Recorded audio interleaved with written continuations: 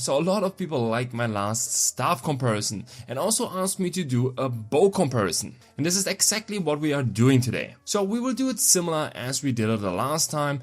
Only exception is that I will explain at the beginning which bows we're actually taking here. Because doing a comparison now for 8 different bows takes way too long, so let's take here the most relevant ones. So first of all, which we don't need is the Lunar bow. Of course it's a good bow, but it's only relevant for what? 0.0000001% of the player base. It's not relevant, let's kick that out. So the Mystic bow on the other hand is just completely trash. There's really no need that we compare that with the other bows. It doesn't even have a passive or good stats. There's really no reason to compare this bow here with the other ones. Then we have of course our bow, which gives us more mastery experience, which is of course not relevant for this comparison here. And the last bow we won't be looking at is the Leviathan bow. There's really no reason to take this bow, so we also won't look at them. So now we are left with 4 different bows, and now the big question: what is the best bow for PvE and what is the best bow for PvP? So of course only those 3 will be a contender for PvP, and then we will look if the Titanspine bow will be better than those bows in PvE. Because the Titanspine bow is the bow which gives us additional species damage, so we will have a look. Is it worth it to go for this bow in PvE, or is maybe the Tevent better, or the Lunar, or whatsoever? But as last time, we will go step by step through all of the different stats. I will explain the differences, and at the end of the video I will explain what is actually the best bow for PvE and what is the best bow for PvP. Okay, so let's start first with the min and max damage. As we can see, for the first 3, we are pretty similar. Of course, the ratio between min and max damage might be a little bit different, but overall the base damage is pretty similar. So for example, the Bercant comes here with more min damage than the Tevent, but the Bercant comes with lower max damage than the Tevent. So the ratio between min and max damage is just a little bit shifted here. But we have to acknowledge that our Titanspine bow comes with a little bit less base damage compared to the 3 other bows. Now let's come to attack speed. And here we can see that the Bercant and the Lunar bow are both on 0.74 seconds. The Tevent bow comes with even slower attack speed with even 0.77 seconds. But the Titanspine longbow comes with 0.67 seconds. So we already talked in the staff video a lot about attack speed, and I don't want to go again so deep into this topic, but I just want to give you some examples here again, or just an idea what the attack speed difference actually means.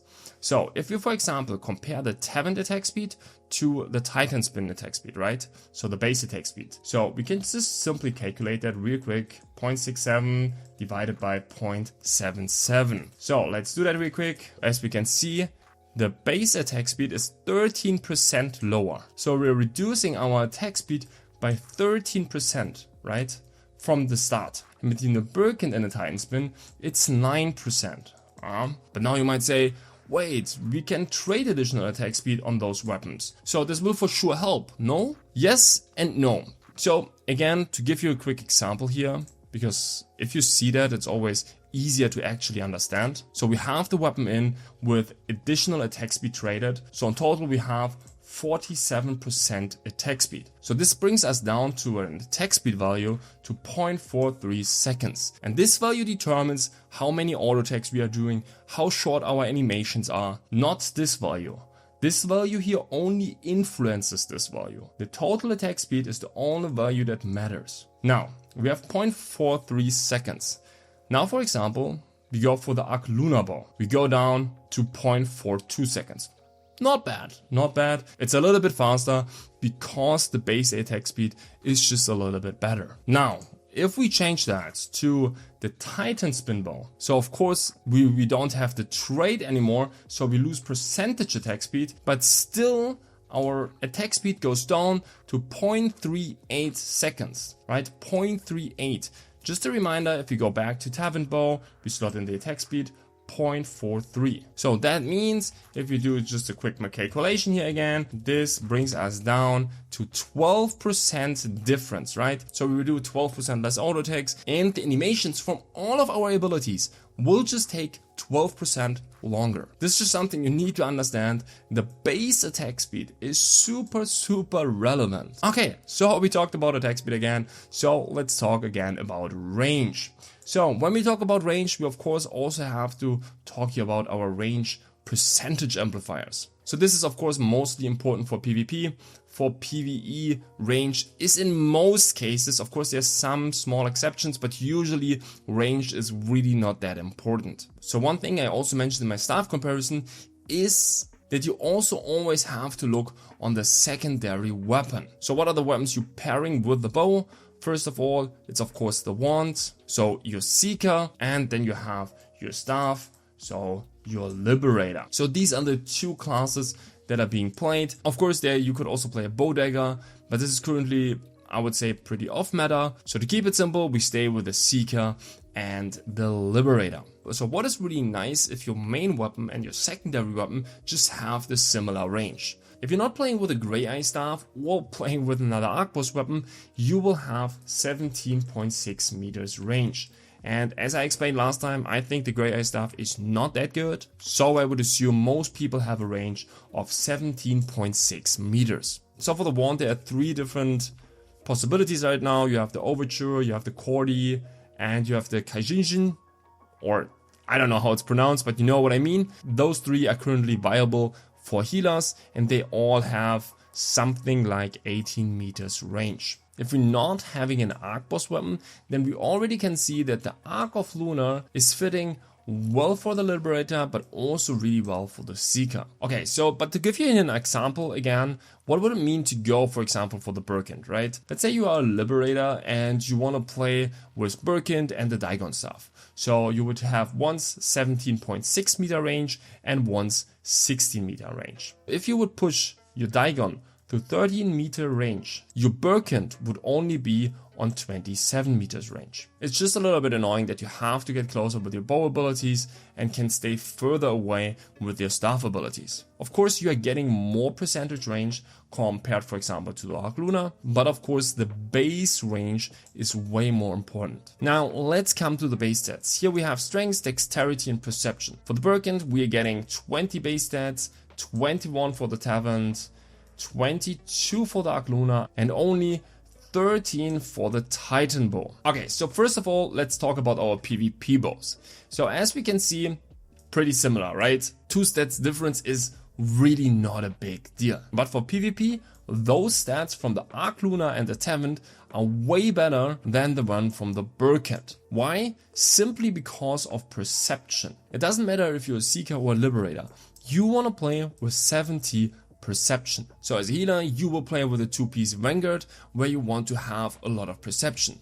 And perception will give you a lot of endurance. And as a Liberator, you want of course all the additional hit. Of course, the hit is also pretty good for the healer. But nevertheless, getting to 70 perception without a weapon that gives you a lot of perception is super hard. Maybe you tried already theory crafting your own PvP builds, and you maybe noticed if you don't want to use any Nebula items, then it's really helpful to have perception on your weapons. And that's why this is for those 2 weapons already a huge advantage compared to the Bercant. Of course, for the PvE variant, we don't want the perception, so getting dexterity is already pretty nice for PvE, but we will have some base stats less, and this will of course make the difference between our base damage, for example between our Tevent bow and our Titanspine bow, even higher. Okay, now let's come to the next stats. We can see our Titan bow gets here some additional crit. As mentioned in my staff comparison, it's not really good to have crit on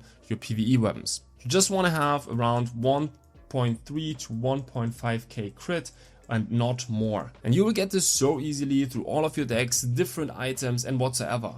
So I would even say that this one is a more or less completely wasted stat. And then lastly, we're also getting some cooldown speed here on our Titanspine, which is of course really nice for PvE. Now we talked about all of the stats. Now let's have a look on the different passive effects. So let's start with the Bercant bow and let's see what the passive is doing. And I will just simply show that to you in game. So you have decisive bombardment or decisive sniping. What the Bercant bow is doing now, it's reducing the ability cooldown for each crit you're doing with this ability. And this works for up to 3 targets. So we're channeling it, then we shoot it through, and you see, boom, we lost 9 seconds of the cooldown because we just critted 3 times. And this can of course heavily reduce this ability cooldown, which can be of course pretty nice depending on how many times you crit. And additionally, it also increases your crit chance by 500%, which is of course also pretty insane. The Tevent bow increases our strafing, so we can use strafing up to 3 times. Usually we have 4 projectiles for each time we are using it. Now that would mean we have in total 12 projectiles. Now, what we are getting with the Tevent bow is 1 additional projectile for each projectile we are doing. So instead of 12 projectiles, we are doing now 24 projectiles, which of course will also heavily increase our damage with this ability. For the Arc Lunar bow, we're getting a 6% attack speed for each person who's in the radius from our Nature's Blessing. So Nature's Blessing had a pretty huge range, as you can see. Everyone who's in this range, when we use it, we will get 6% attack speed. So of course this effect is also being impacted by buff duration, so the effect will be around 10 seconds. And then last we have our Titanspine bow, where we deal some additional damage on our brutal arrow. So brutal arrow is this little arrow here we're shooting.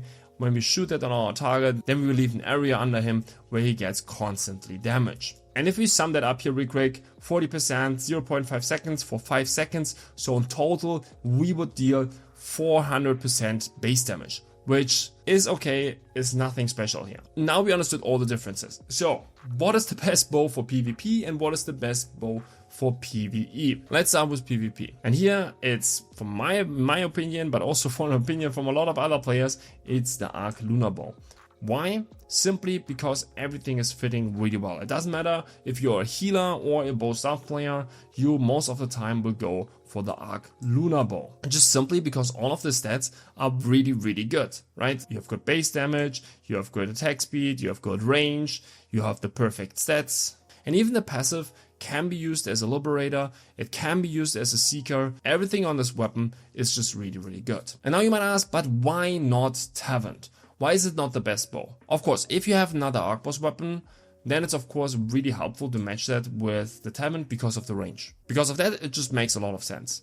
But what else are you gaining? So stat-wise, it's really not a big deal if it's here now dexterity or strength. Base damage is also pretty similar. Attack speed is even lower. And now you might say, but the passive. But you know what? In GVGs, no one is playing with strafing. It has a couple of reasons. First of all, it's not dealing crazy good damage, but most importantly, it's doing a lot of small hits. And what is it bad against? Against tanks. If you're shooting so many projectiles all the time on the target, the tank will get 0 damage of it and he will reflect damage to you and you will kill yourself with that. No one plays with strafing anymore in GVGs nowadays. So of course, if you're talking about small scale, then this is against something else, because then you don't only have tanks and then the range just becomes way more important. But having just the effect from Nature's Blessing is just simply way better than the Tevent effect. Okay, and now the question, is Bercant just really trash? And I would say no. Of course, it's really bad that you're not getting any perception. And of course, it's really stupid that the weapon has 60 meters range. But what you could do with the Bercant, you could create a build which is really good against tanks. So what makes tanks so strong? First of all, their shield block chance. And secondly, their endurance. And decisive sniping and also decisive bombardement is ignoring shield block chance. I'm not sure when they changed it, probably with Talandre, but this with the increased 500% critical hit chance is insane against tanks. So again, the 2 reasons why tanks are so strong and tanky are because of their endurance and because of their shield block chance. And if you're ignoring the shield block chance with the ability and also have so much crit that you actually can crit against tanks, and you on top reduce the cooldown all the time if you crit, then I can see a world where you make a build and focus more on killing tanks.